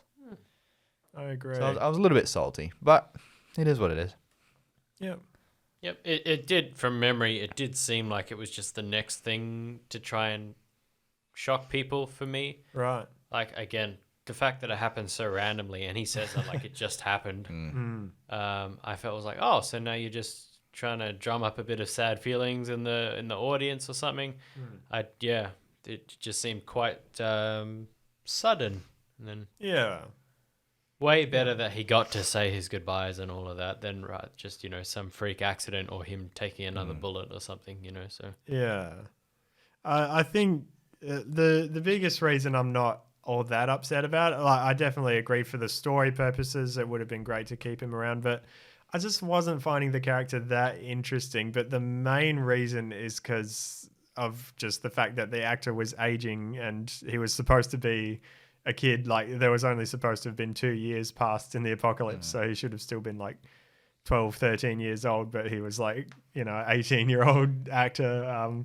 It's nobody's fault at all, but things like when he breaks into the sanctuary, or he sneaks in the truck and holds a gun up, like in the comics, that's this little kid who's just snuck into the sanctuary, and so Negan's like, wow, you got balls or whatever. Like, that's a cool dynamic, but in the show it just loses a little bit of that because he's pretty much an adult at that point. So the whole kid aspect of it, which now we do get with Judith, it just wouldn't have been there with Carl. So yeah, it's the kind of thing. There's no perfect answer, but I feel like that was kind of a bold move, and I don't think it was all that stupid of a decision. But for some people, that was the final nail in the coffin, and a lot of people left when Carl died as well. So I guess if anything was what they were building towards, he was the future. That was Rick's whole motivation, was to keep, build the new world for Carl. So I don't know. We all watched the finale together. Remember that? And at the end, we just said, that sucked. Oh, Yep, that's that's such terrible. a fun Liam memory for me. Because we watched that at your place. Did we? Yeah. We I watched think it was at my place. Yeah, that's wasn't what I it? thought. All Out War. We watched, I think, the I'm sure we watched second the to last finale. episode at your place, which was like when Eugene spews on the Rosita and they're building bullets and stuff like that. I remember watching that at your place, and then I think the finale at my place. Yeah, I was going to say, I thought we watched the finale at your place. Okay. Anyway, well, if you tell me that, then that's probably what happened. But for some reason, the memory's at Liam's. But anyway, I remember, curtains closed, roll credits or whatever, and Liam was kind of looked around and was like, I'm just going to say it, that was terrible. I have a way with words, apparently. Wordsmith. That's so funny, eh? Yeah. And yeah, it was like going back and watching it, I like the episode a lot more now, but at the time, All Out War was the big thing, and like we'd got some cool action episodes at the start, but like to have the big finale of the war be, in some random empty field, and it's not even really a battle, like all the guns just backfire, and that's it. Like it just was a bit of So anticlimactic. Yeah.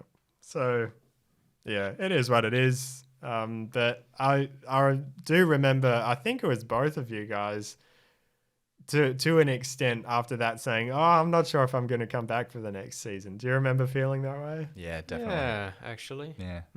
Which is fair enough, because it had been 2 not so great seasons. And yeah, with a bit of a letdown of an ending. But thankfully, that's the point where I feel like the writers really realized they needed to change things up and do something a bit more. It was announced that Andrew Lincoln was going to be leaving because he wanted to spend more time with his family and stuff. Fair enough. So yeah, that season 9, my favorite season, they really stepped up the writing, especially the first 5 episodes for Rick's send off. And even the ones after that. You've said before that one of your favorite ones was after Rick's departure, after the 6-year time skip, when you're reintroduced to everything. That's when Dan Fogler comes in and all that. Naturally, duh. Yeah. But that whole first half of the season, especially, like there was, you could argue episode 7 was a filler where they're just sort of on the road moving to Hilltop. But like, aside from that, there wasn't one filler episode. Everything kept the story moving forward. There was, as soon as Rick's was gone, he had a great arc. As soon as he's gone, then the Whisperers are introduced. And it's like, oh, this whole mystery. So yeah, it's just, I think they did a really good job with that. Rick's character was sort of at the best he's been. He's balanced. He's not, just seeing things one way. He sees both sides of a situation, but he's now, trying to be a good leader. And yeah, it's just one of those ones that's, you can go back and watch it, and it definitely holds up for the most part. So Definitely. yeah. My notes are pretty much all but ended except for the death of Alpha and Beta, pretty much. But that's when that happens later on. But yeah, cool. Yeah. There were just cool concepts there. There's just little things like the going to the museum at the start to like get old ancient farming tools that were literally in a museum, and Jadis knows where like the seeds are because she used to be a school teacher, and it's just cool. Like that's that kind of cool scavenging apocalypse stuff. It's like, oh, that's a great idea. Actually, go to a museum to get ancient farming supplies because you can't use modern power tools anymore. Like, it's just cool. And yeah, Alexandria's been rebuilt. It's got the mill now. It's all sort of because the Saviors half blew it up, so they've rebuilt it with wood. Like, it's just a cool vibe. I like it. And the time skip definitely keeps things interesting because then you've got all these new dynamics and things that have happened in the time skip that we gradually find out about. So there's a bit of mystery and just, it keeps things interesting, and you feel like you're finding out new stuff each episode. So yeah, it's good stuff. Then at the end of that, we've got the Pikes, which obviously a big thing. What was your reaction? I remember you saying something along the lines of like, oh, did they just have to like cut the budget and get rid of half the actors? Because that came as quite a surprise to you. Hey? Yeah, something like that. I think I said something corny about there's a lot at stake or something, which I then laughed at. But yeah, Liam and I knew it was coming up because we don't necessarily read the comics, but we follow YouTube channels that talk about it. But yeah, for you, just having no idea that was coming up, how did you feel with the Pikes? So Henry is upon that Pike.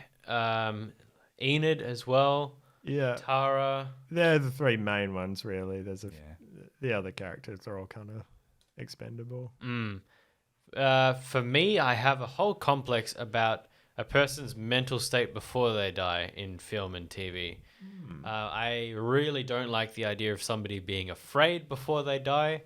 That's like just a whole psychological thing, which I think is dying is bad enough, but being terrified before you die, I think, is just like worse even than dying itself. And so the idea, first of all, that they were in this barn captured by the Whisperers and all of that, and this was happening to them one by one. Poor Sadiq had to witness the whole thing. Shocking, I think. Yeah. But then from what he says, like they all fought to the end anyway. Like they didn't show a whole lot of fear. So yeah. And that's for me. I mean, the whole episode really well directed and stuff. The whole build up, it's a happy fair and the music's playing, but you just know something's wrong, something bad's gonna happen. But especially because then at the end, Sadiq has that speech and it focuses on the positive, uplifting side of what Rick's been building towards this whole season, is trying to get all the communities to work together. This is finally the thing that, even though it ended with all these people's deaths, in the end they still fought together and they still came together and worked as one. It just sort of takes away from the darkness a little bit. It's not like a complete just shock. Oh, look how crazy these deaths are. It ends it on a positive note. So I quite like that. And the music, everything about it, it's just really good.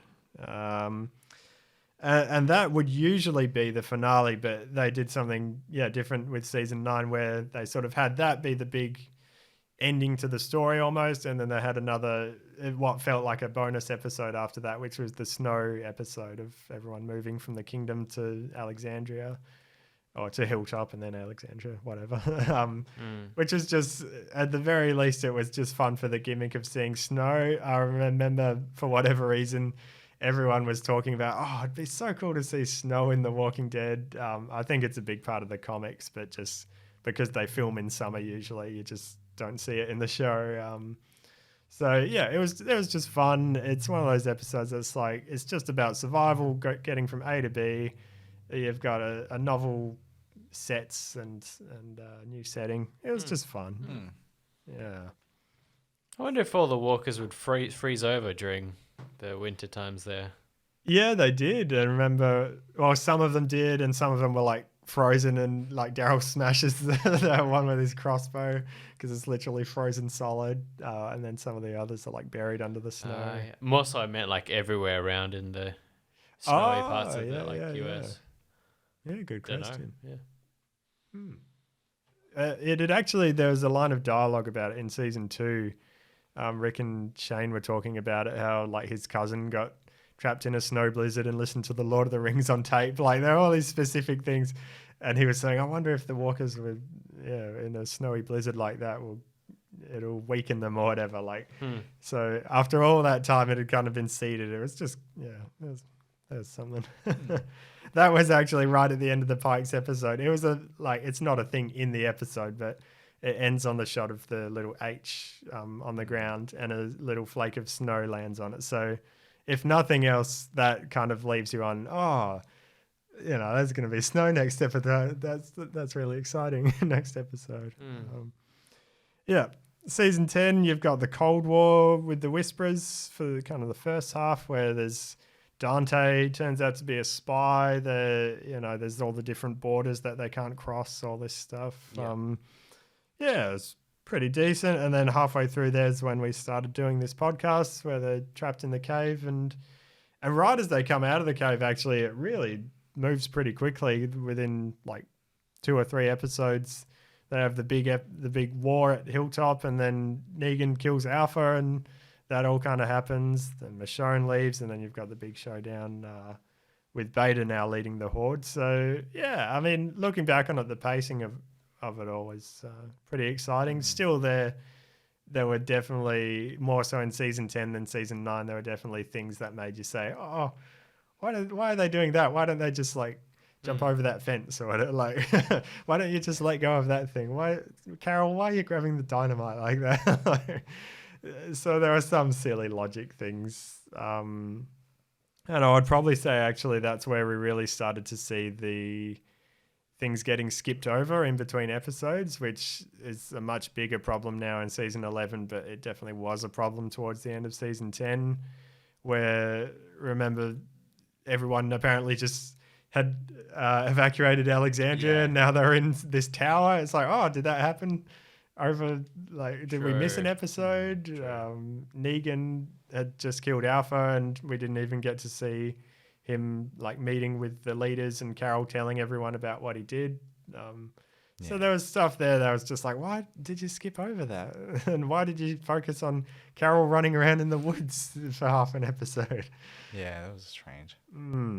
Yeah, so interesting stuff. But still, even though there's definitely some ways it could have been better, that finale that we had to wait 6 months for because of COVID, where that had the big showdown against Beta's Horde, that's still one of my favorite episodes. It's just a fun one. Fun, yeah. Yeah, definitely. Now, season 11. Woo.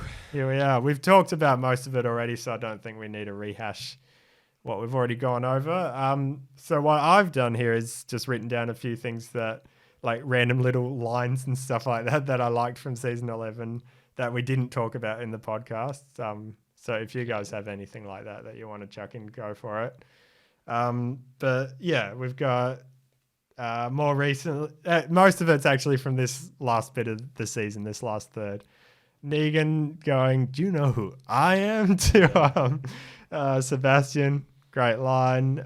When we didn't talk about this on the podcast, but when Negan comes into the Commonwealth for the first time, he goes through the thing with Mercer and says, "Hey, Daryl sent me." And then there's this scene where he's just wandering around the Commonwealth, and Jerry walks up to him and just goes, "Oh, hey man, what are you doing here?"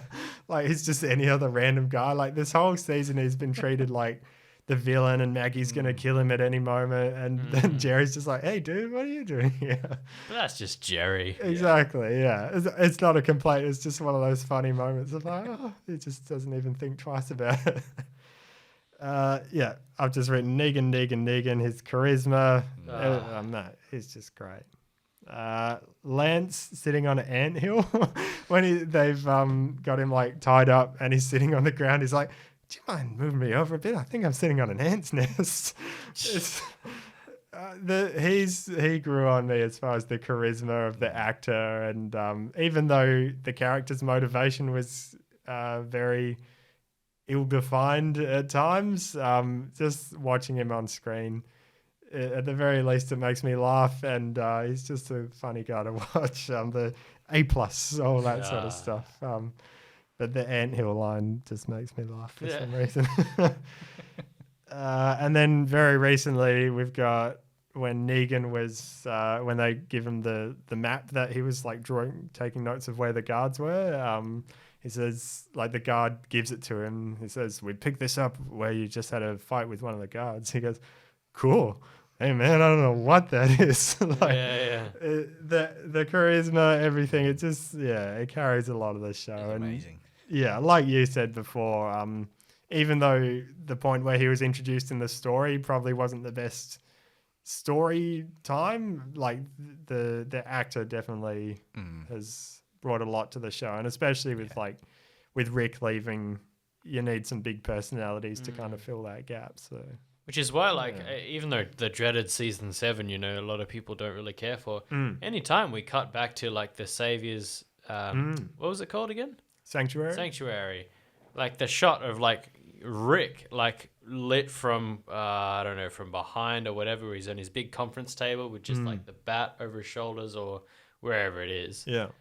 Just being super casual. You're like, and we're back. Like, what's old Rick? Not Rick. What's Negan gotta do this episode? It's just, yeah. One other thing I haven't mentioned from around that time is Gregory. He's one of the highlights for me. Same reason as Lance. Like, even though he's a bad guy in the show, like I just love watching him. Him and Simon. Yeah, Simon 100%. was great. Gregory used to irritate me. Yeah, that's fair enough. Simon was brilliant though. Seeing us with doing a recap, I'll say it just one more time. I brought it like 2 or 3 times. That episode where they give him a bunch of aspirin or something. Yeah. As like a reward. Yeah. It's not even that episode. Well, it's because they take the doctor and he's like, how am I supposed to, treat everyone's medical problems? Yeah. Oh, here you go. We got 2 crates of aspirin. Yeah. Oh, man. Or him like down in the food storage areas where they just take a bunch of stuff but we need all of those things. Oh, really? Oh, well, that changes everything. Like, I didn't know you needed it. Oh. Like each time someone comes to visit, he's into a different liquor, and so Gregory will have like whiskey or something ready. Oh, I found this nice bottle for you. No, I'm more of a tequila guy now. So he's gone looking for, good stuff. Good actors. Yeah. Just going back slightly in season 11, the whole thing with Maggie killing the remnant of the Reapers, because the whole thing with that was it's Leah's family, and regardless of if they've done bad things, still it turned out that it was more due to Pope's leadership, and so she was okay with killing Pope. But then when Daryl kills the other people, it's like, hey man, like you've got family, I've got family too. Like you can't just kill everyone. So I thought that was quite an interesting story arc and quite a good way of doing that whole thing of like the villain is only. It depends on whose perspective you're hearing the story from. So I thought that was done quite well. And then just that moment where they've got them all, they're about to let them go, and Maggie just decides to shoot them all, and Leah gets away. Like, that's one of those moments from the show that feels like, what we used to get, where it was unexpected. You wouldn't know how a situation was going to end. It was unpredictable. And that kind of then... played a good part in Maggie's storyline of taking revenge on Negan, and whether revenge is worth it or not, because she did go all out with these people, and she's kind of realizing, hey, maybe that's not the answer for everything. So there has been some good stuff this season amongst some pretty average writing as well, which we've already talked about. Well, talk about average writing. Yeah. Tell me what you think of this idea. Yeah. I don't know who this would upset, but I kind of wish from the start, like, because Pope was setting up to be what I thought was a very cool bad guy. He reminded me so much of the whole Mandarin thing from Marvel. Iron Man 3. Iron Man 3, yeah, the Mandarin.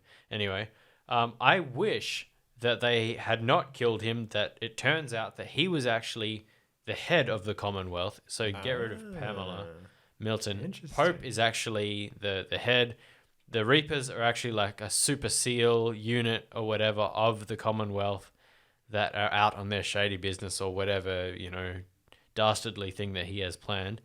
But yeah, no, I thought that he was just such a cool character design, such a cool actor for that spot, and it's just I much prefer him over Pamela. So yeah, that's fair. And I mean, at the very least, it would have been interesting if they kept the Reapers around. Like, they did have Leah tie into, like, Lance hired her to take out a bunch of people and stuff. Like, they tied it in a little bit, but if they had kept them around for another 8 episodes and have it weave in with the Commonwealth to an extent, like, they could have done some, even if it's not that they're allied, they got an alliance, whatever, however you're supposed to word that. If the Commonwealth had to like help them deal with that threat, or like there could have been just something interesting rather than it feeling like a bit of a wasted 8 episodes. And another thing, like you said, with the whole masks and they only come at night, and before you know it, like they're on top of you before you even see them. Like they did the same thing with Elijah, where when he's introduced, he's like wearing a mask and he doesn't talk, and then they just like forget about it, and he just never wears a mask anymore, and he talks all the time. Like, what was the point of introducing them like that? If they weren't going to follow up on it. Like the Reapers wear their masks right at the start and then they just never wear them after that. So, yeah, very strange. And that's not the sort of stuff you can blame COVID on. Like you can't just say, we didn't have the budget for it. Like, yeah, you can put a mask on. So, yeah, that's... I'm looking forward to watching back season 11 as a whole. There's enough to like, I think, that it's all right, but it hasn't been great. It is what it is. What are you guys looking forward to? And do you have any theories for the finale in 4 days? I'm pointing question. It to Leah because I'm noticing this wall come up and up and up and up.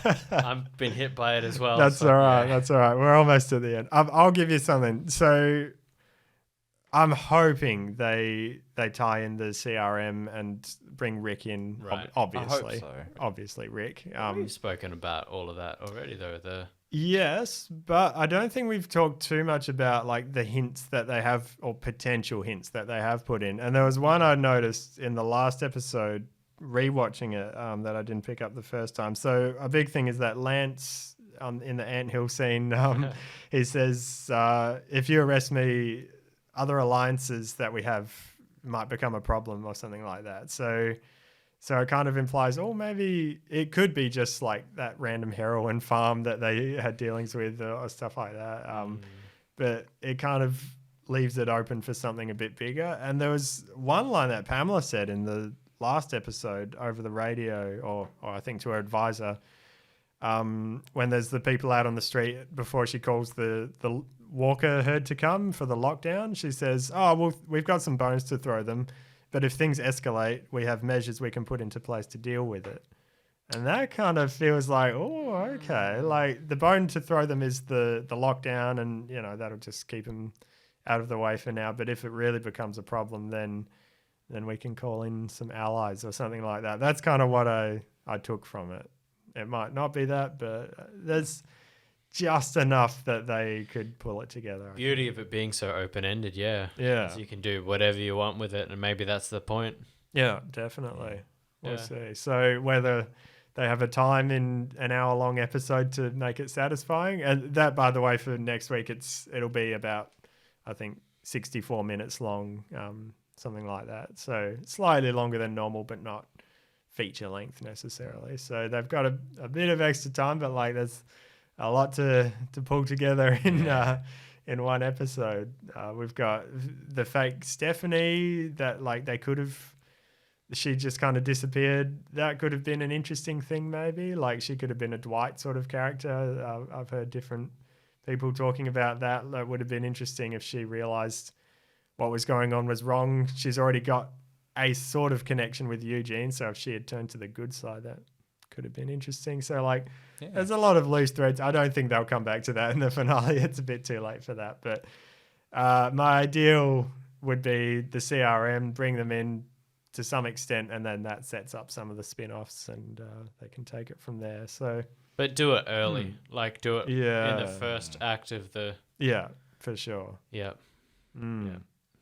We'll see. Yeah, not in the closing couple of minutes, and then a helicopter lands, and then, Yeah. I'm setting my expectations that all we'll see of Rick is an after credits scene of him like waking up in the hospital, and that'll be like the tease for his series. I feel like that's probably realistic, but hopefully they'll do something a bit more. Be nice for him to come back. Definitely, yeah. And if they've kept like... They've barely been any spoilers. Like I'm on Reddit and stuff all the time, and usually the spoilers will go up there. But yeah, I really haven't seen anything. So they've done a good job. But like, if they had some surprises of Judith's been shot, so she can have some sort of hallucinations like Rick did. They could bring Carl back or something. Like there could be some cool stuff. But yeah, I don't want to get my hopes up too high either.